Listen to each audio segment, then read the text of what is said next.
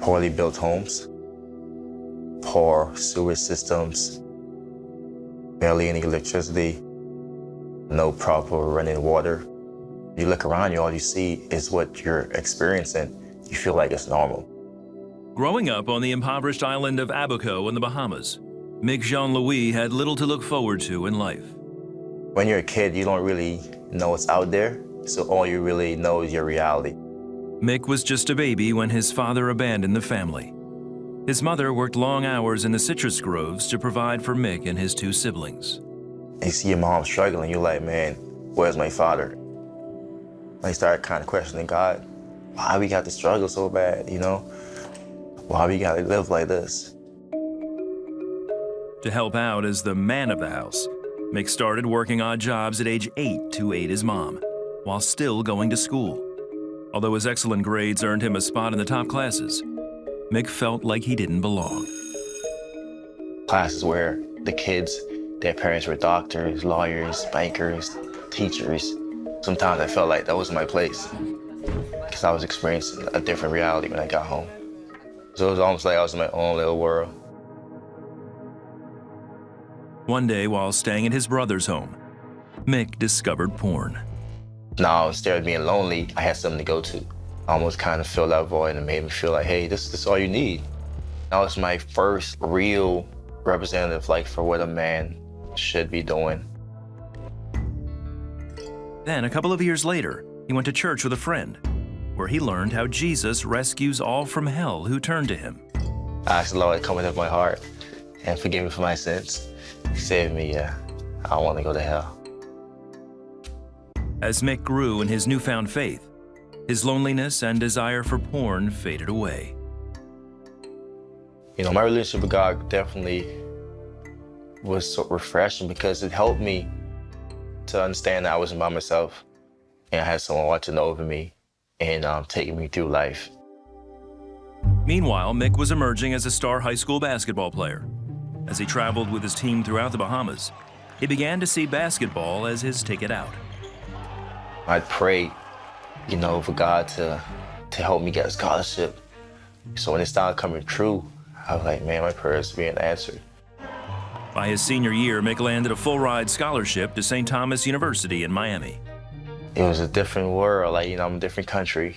I'm by myself. I was a man now, like a man. Time to explore a little bit. Come to this party or come hang out. So when I do certain things, I'll have certain conversations or I'll be in certain environments that I know I shouldn't be in. He also started having sex, even though he knew it was wrong. I had that strong conviction in my heart. I knew when something wasn't right. That guilt started to get smaller and smaller and smaller and smaller.